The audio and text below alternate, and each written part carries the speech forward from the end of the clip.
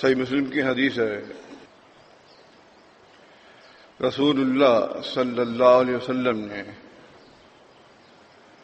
صحابہ کرام رضی اللہ تعالی عنہم کو مخاطب کر کے ان کو بتایا، ما من نبی بعثہ اللہ من امت قبلی، کوئی نبی نہیں ہے کسی امت میں جو مجھ سے پہلے بھیجا گیا ہو، جس کو اللہ نے بھیجا ہو، الا کان لہ حواریون و اصحاب، مگر اس کے حواری ہوتے تھے اور اس کے دوست ہوتے تھے اصحابی، یاخذون بسنتہ ہی،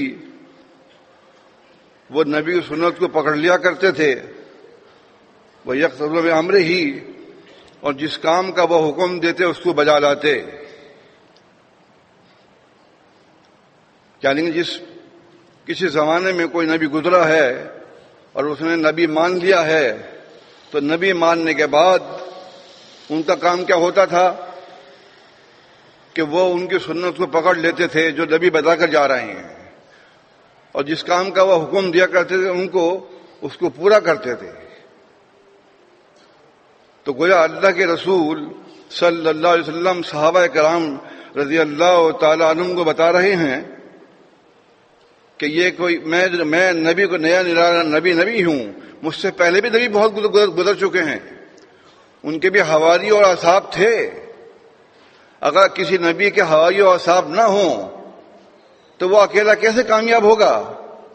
ہاں، اللہ کر سکتا ہے، اللہ سب کچھ کر سکتا ہے، لیکن جو قرآن مجید نے بیان کیا اور جو حدیث نے بیان کیا ہے اس سے معلوم ہو رہا ہے ہر امت کے اندر جو نبی بھیجا گیا اس کے جانثار ساتھی، حواری مانے جانثار ساتھی، وہ اصحاب، اور وہ لوگ کہ جو ان کے ساتھ اٹھتے بیٹھتے ہیں۔ اس بھری دنیا کے اندر اللہ نے آپ کو ہدایت دی، آپ کو جماعت حق کا بتا دی، اب کیونکہ نبی تو آنے سے رہا، نبوت تو ختم ہو گئی، اب اللہ کے رسول صلی اللہ علیہ وسلم نے فرما دیا کہ میرے بعد جو عمرہ ہوں گے اور جو خلفاء ہوں گے ان کی اطاعت کرنا، جو صحیح بخاری صحیح مسلم میں ہے، وَمَن يُطِعِ الْأَمِيرَ فَقَدْ أَطَاعَ اللَّهَ، جس نے امیر کی اطاعت کی اس نے اللہ کی اطاعت کی۔ قرآن میں فرمایا اللہ تعالیٰ نے کہ رسول کی پیروی اللہ کے حکم سے کی جاتی ہے، اور اگر رسول جو حکم دیتا ہے اس کو پورا نہ کیا جائے، اس کو بجا نہ لایا جائے، اس کی اطاعت نہ کی جائے تو پھر وہ نبی کا ماننا بیکار ہے۔ ایک طرف کہتے ہیں کہ ہم آپ کو نبی مانتے ہیں، آپ کو خلیفہ مانتے ہیں یا امیر مانتے ہیں، اور کہنا سنتے نہیں ہیں، تو پھر وہ بات جو ہے وہ قول اور فعل کی تضاد میں آ جائے گی۔ نہیں، جب آپ نے کسی جماعت کو ایکسپٹ کر لیا، اس کو قبول کر لیا، اور وہاں پر قرآن و حدیث کے پرچار کے لیے آپ نے بیعت کر لی، تو پھر آپ کو قرآن و حدیث میں چلنا ہوگا، اس کو پکڑنا ہوگا، تبھی ہم کامیاب ہو سکتے ہیں۔ آپ دیکھیں آج کے اخبار میں ہے، جنگ میں کوئی عبدالعزیز کوئی ہیں، وہ لکھا مولانا ہے کہ عوام کو سرچشمہ طاقت کہنا شرک ہے، اور یہ بات ہم بہت پہلے لکھ چکے ہیں توحید المسلمین میں، اور ممکن ہے کہ انہوں نے وہیں سے پڑھ کے اس جملے کو نقل کیا ہو۔ تو بتانے کا مقصد یہ ہے جو چیز جماعت مسلم نے بتا رہی ہے وہ دائرے میں رہ کر آپ سے ایک عمل کروانا چاہتی ہے اور دائرے میں رہ کے آپ کو بتا رہی ہے کہ آپ کا دائرہ یہ ہے کہ نبی کی سنت کو پکڑ لینا اور نبی کے حکم کو بجا لینا. جو وہ احکامات دے گئے ہیں اب اس کو ہمیں پورا کرنا چاہیے اور جو سنتیں بتا گئے ہیں اس کو ہمیں پکڑ لینا چاہیے. ابن ماجہ کی حدیث صحیح سند کے ساتھ رسول اللہ صلی اللہ علیہ وسلم فرماتے ہیں علیکم بسنتی، تم پر میری سنت کو پکڑنا لازم ہے، سنت الخلفاء الراشدین المہدیین، اور میرے بعد جو خلفاء راشدین اور مہدیین ہیں ان کی سنت کو پکڑنا بھی لازمی ہے. اور لازمی بھی کیسا بتایا؟ آج حدیث کے الفاظ ہیں کہ ان کی سنتوں کو دانتوں سے مضبوطی سے پکڑ لینا، چھوڑنا نہیں. تو معلوم یہ ہوا کہ اللہ کے نبی بھی یہ حکم دے کر گئے کہ میری سنت کو پکڑنا اور میرے خلفاء اربعہ کی سنت کو پکڑنا، کیونکہ وہ راشدین اور مہدیین میں ان کا شمار ہوتا ہے. یہ خطبات جو ہوتے ہیں اسی لیے ہوتے ہیں تاکہ آپ کو یہ بتایا جائے کہ آپ اللہ کے لیے کام کریں، اللہ کے دین کے لیے نکلیں. آپ شب و روز اپنا کام کرتے ہیں، دنیا کماتے ہیں اور سو جاتے ہیں. آپ کے بچے جماعت کو پہچانتے نہیں ہیں، آپ کے بچے نبی کے بات کو پہچانتے نہیں ہیں، نبی کے احکامات کو وہ جانتے نہیں ہیں.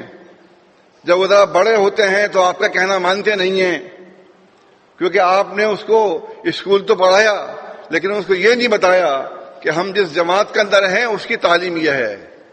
بیٹا اس کو مقدم رکھنا، اور اسکول کی تعلیم تو ضمن پڑھا رہے ہیں تمہیں تاکہ تمہیں کوئی کام کرنا پڑے تو کہیں پر تمہیں محتاج ہی نہ ہو، لیکن لکھ پڑھ کر کے اپنا کاروبار کر سکو. تعلیم تو اس لیے ہے. جو دینی تعلیم ہے اور جماعت کی جو اصل اساس ہے، جو اس کی بنیاد ہے، وہ تو آپ ان کو بتاتے ہی نہیں. چلو ان کو چھوڑ دیجیے. آپ نے اپنی خواتین کو کیا بتایا؟ آپ نے اپنی بیوی کو کیا بتایا؟ کبھی آپ ان سے سوال کرتے ہیں؟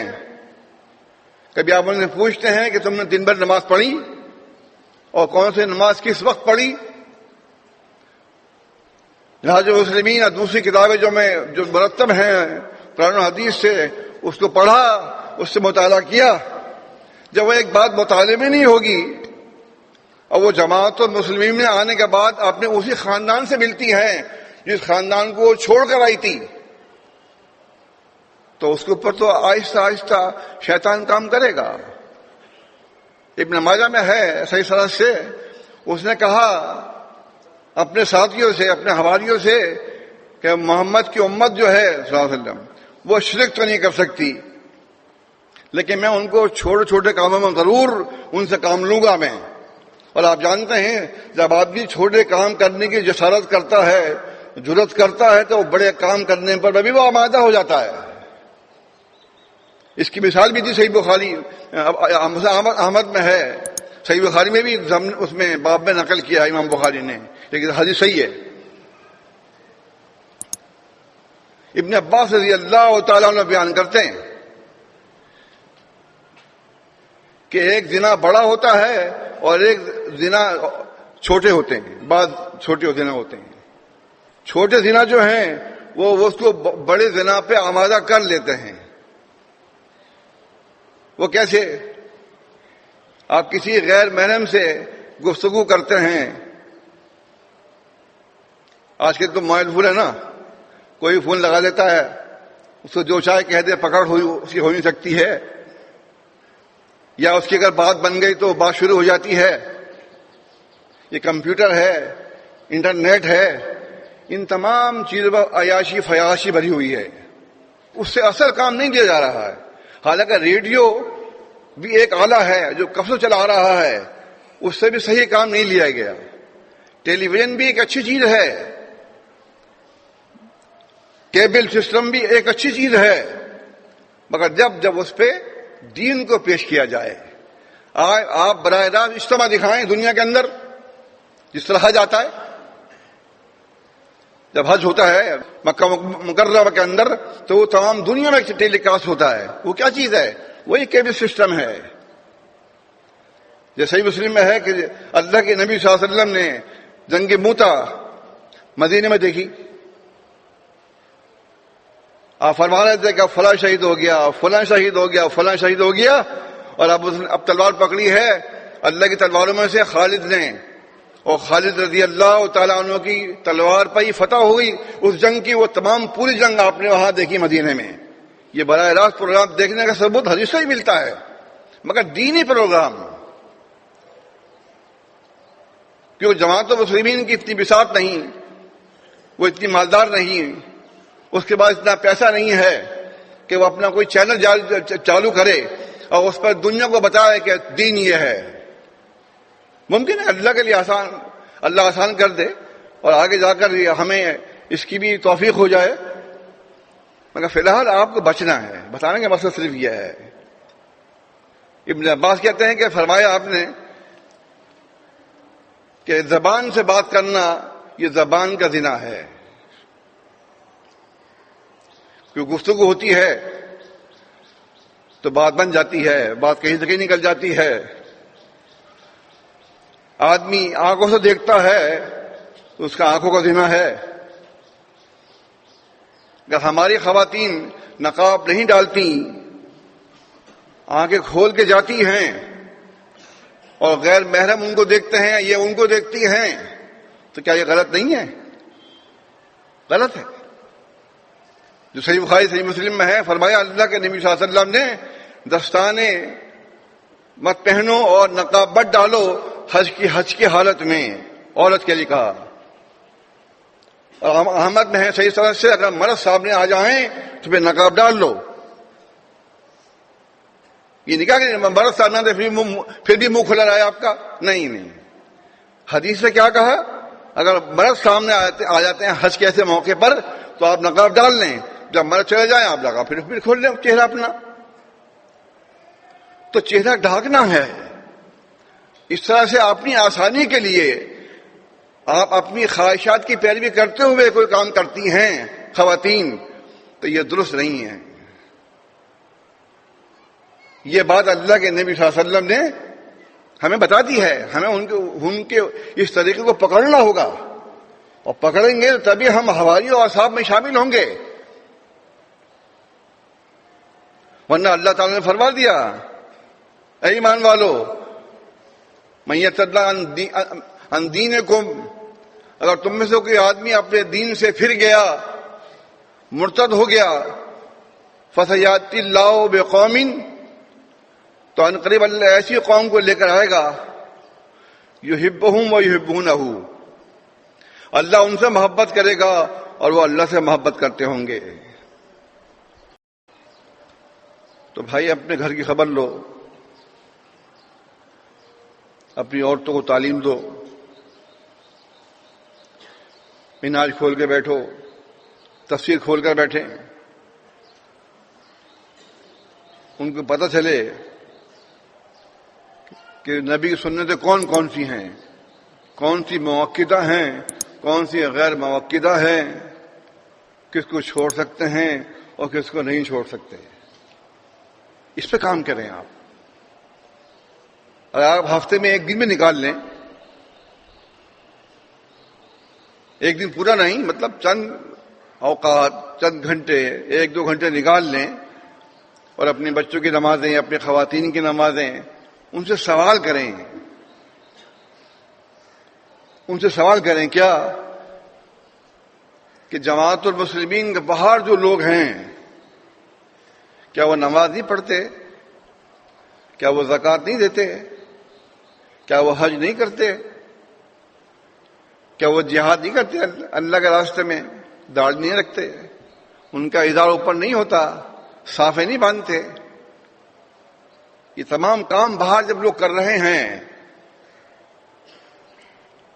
تو پھر آخر ایسی وہ کون سی چیز ہے جو ہمیں جماعت المسلمین میں کھینچ کر لائی؟ اور اس کے لیے ہم نے اس وقت ہر چیز کا مقابلہ کیا، ہر پتھر کو ٹھوکر مار دی، اور جماعت میں آئے، نہیں یہ جماعت صحیح ہے، اس میں آئیں گے.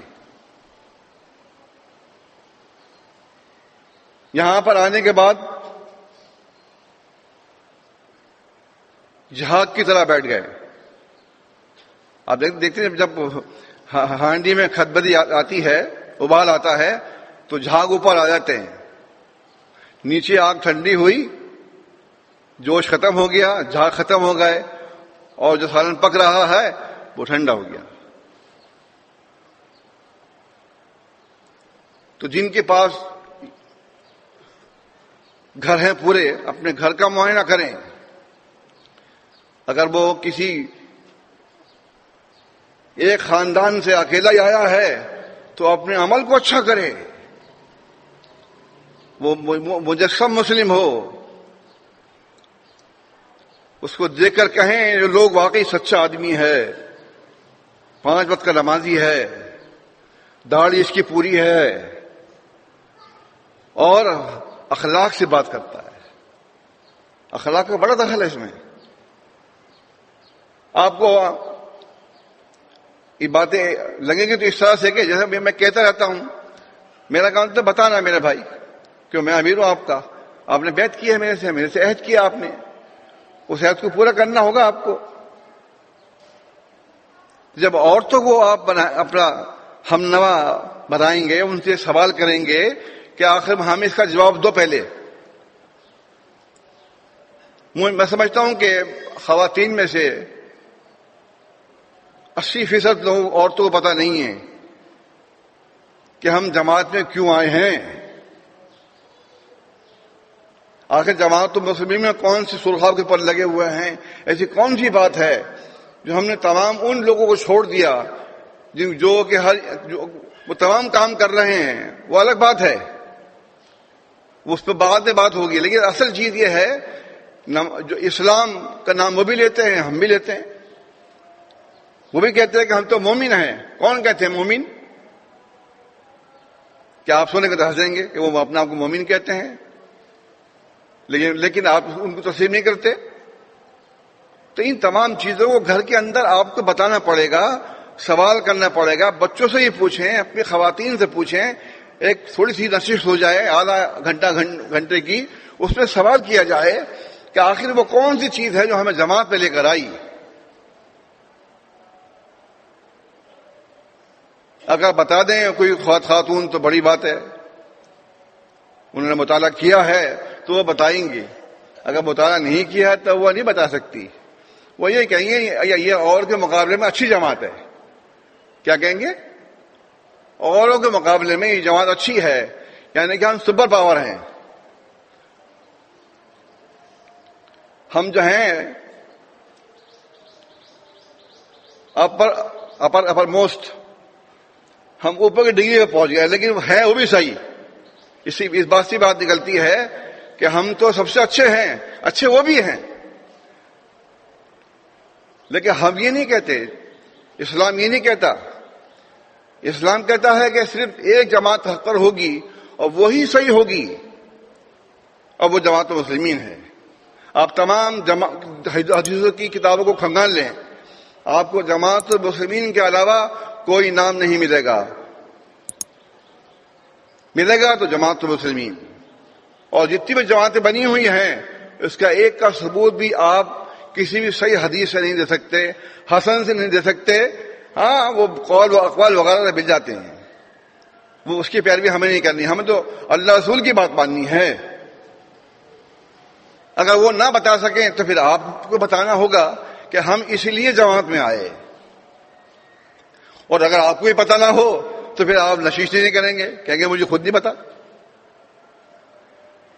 تو اس میں دونوں پہلو نکل آئے کہ آپ اپنا مطالعہ کریں، اپنے بنیادی پمفلٹ پڑھیں، اور بنیادی پمفلٹ پڑھنے کے بعد ہی آپ کو پتہ چل جائے گا کہ ہم کیا کر رہے ہیں.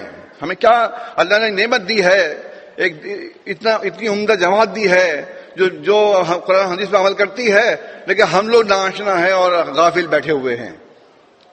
تو اپنی غفلت کو دور کیجئے اور اپنے بچوں کو اور خود اپنا آپ سمجھیں کہ ہم جماعت المسلمین میں کیوں آئے ہیں. کوئی سوال کر لے گا آپ باہر آپ سے کہ بھئی آپ کیا بات ہے، ہم میں کیا کمی ہے؟ دیکھو آپ تو صحابہ بھی نہیں مانتے، ٹوپی اوڑھتے ہیں، ہم تو صحابہ مانتے ہیں، تو کیا جواب دیں گے آپ ان کو؟ آپ کو جواب آتا ہوگا تو دیں گے نا، اور جواب ہی نہیں آتا ہوگا تو آپ کو برا اثر پڑے گا، پھر شیطان آپ پر حملہ کر دے گا، ارے یہ بھی صحیح ہے، تم تو بہری ہے۔ تو اس وقت ایسے موقع سے آنے سے پہلے یہ خطبات ہوتے ہیں تاکہ آپ اپنا دھیان رکھیں، اپنے ایمان کی حفاظت کریں۔ تو وہ جو میں نے حدیث بتائی تھی آپ کو ابن عباس کے حوالے سے، تو آدمی کیا کرتا ہے کہ زبان سے گفتگو کرتا ہے، آنکھوں سے دیکھتا ہے، اس کو ہاتھ لگا دیتا ہے، چل کر جاتا ہے، یہ 4 چیزیں جو ہیں یہ زنا ہیں۔ اس ارادے سے جانا کہ میں فلاں سے ملوں گا جو میری محبوبہ ہے، یا اس سے میرا کوئی سلسلہ ہے، تو یہ پیر کا زنا۔ اور اگر آپ اس کو اس نیت سے ہاتھ لگاتے ہیں بدنیتی سے تو یہ ہاتھ کا زنا، اور اگر آپ دیکھتے ہیں اس کو بدنیتی سے تو یہ آنکھ کا زنا، اور جو زبان سے گفتگو کرتے ہیں وہ زبان کا زنا۔ یہ 4 زنا مل کر اس کو اس زنا پر لے آئیں گے جو آپ کرنا نہیں چاہتے، مگر کیونکہ وہ آپ وہاں تک پہنچ چکے ہیں کہ جہاں سے لوٹنا بڑا مشکل ہوتا ہے آدمی کا، کیونکہ حالت بہت خراب بدل رہا ہے تیزی سے۔ آپ دیکھتے ہیں پاکستان کی حالت کتنی خراب ہے، معاشی لحاظ سے دیکھ لیں، دین کا تو آپ بات ہی بات کیجئے، معاشی لحاظ جو کچھ وعدے کرتے ہیں مدرا وہ پورے نہیں کرتے، غریب آدمی بالکل پس رہا ہے، وہ مجبور ہے کچھ نہ کچھ جھوٹ بولنے یا بےایمانی کرنے پر۔ لیکن بہرحال اگر اللہ اس کو ہمت دے، خاص جماعت و مسلمین کے لوگوں کو، کہ وہ سچ بولیں، سچائی کے دامن ہاتھ سے نہ چھوڑیں، ادھار لیں تو واپس کر دیں، وعدے میں واپس کریں، وعدہ پورا کریں، اخلاق سے بات کریں۔ یہ 3-4 چیزیں ایسی ہیں کہ کہیں بھی آپ رہتے ہوں تو آپ کا جو اثر ہے اس پہ حاوی ہو جائے گا اور اللہ آپ کی مدد کرے گا، اور جب اللہ مدد کرے گا تو وہ ضرور سوچنے میں مجبور ہوگا، یار داڑھی اس کی بھی ہے، داڑھی اس کی بھی ہے، مگر یہ تو فراڈیا ہے اور یہ آدمی تو سچا آدمی ہے، تو اس کا موازنہ پھر جب ہو سکتا ہے۔ اگر آپ نے بھی وہی کام کیے جو باہر رہے کرتے تھے تو بھائی جماعت پہ کیوں آئے، وہیں واپس چلے جاؤ، جماعت کو بدلا مت کرو، جماعت کے نیک نامی کے لیے اپنے سر دھڑ کی بازی لگائیے، یہ وہ وقت ہے۔ اب ہم ہزاروں میں ہو گئے، 100 مسجدیں آپ کی پاکستان میں بن گئیں، اور کبھی پوچھا آپ نے کہ بھی مسجد کہاں ہیں؟ لاؤ ہم تبلیغ کے دور پہ چلتے ہیں، آپ یہاں نہیں آتے، مہینے میں آپ کو حکم دیتا امیر کہ آ جاؤ، آپ نہیں آتے، آپ اپنے کام کو اہمیت دیتے ہیں، آپ سمجھتے ہیں میری نوکری چھوٹ جائے گی، اور اگر آپ کو کوئی ذاتی کام پڑ جائے، کوئی دوست دعوت دے دے آپ کو، تو اس تمام موقع پر آپ جو ہیں وہ حکم بجا لائیں گے، اور امیر کا حکم بجا لانے میں آپ کو یہ شیطان جو ہے وہ آڑے آتا ہے۔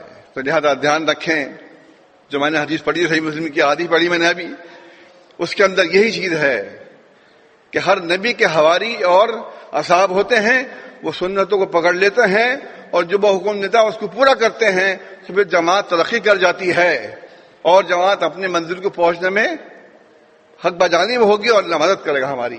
مدد کیوں نہیں آتی؟ اس کی وجہ اثر یہی ہے۔ تو ہمیں تھوڑا سا دھیان کرنا ہوگا، جو میں نے کہا ہے اس سے پتہ کریں کہ جماعت المسلمین میں اور فرقوں میں فرق کیا ہے، آخر وہ بھی داڑھی رکھتے ہیں، یہ سب کام وہ بھی کرتے ہیں، ہم بھی کرتے ہیں، وہ فرق میں نے بتایا نہیں ابھی آپ کو، آپ بھی یاد کر کے آئیے، آپ سوچیں کہ آخر یہ کیا سوال ہمیں دیا ہے امیر صاحب نے، ہمیں پتہ کرنا چاہیے کہ آخر وہ باتیں جو باہر ہیں وہ ہم میں بھی ہیں، تو عقیدے کے لحاظ سے کیا چیز ہمیں کرنی چاہیے یا کیا نہیں کرنی چاہیے، وہ انشاءاللہ اگلے خطبے میں بتاؤں گا آپ کو میں۔ استغفر اللہ۔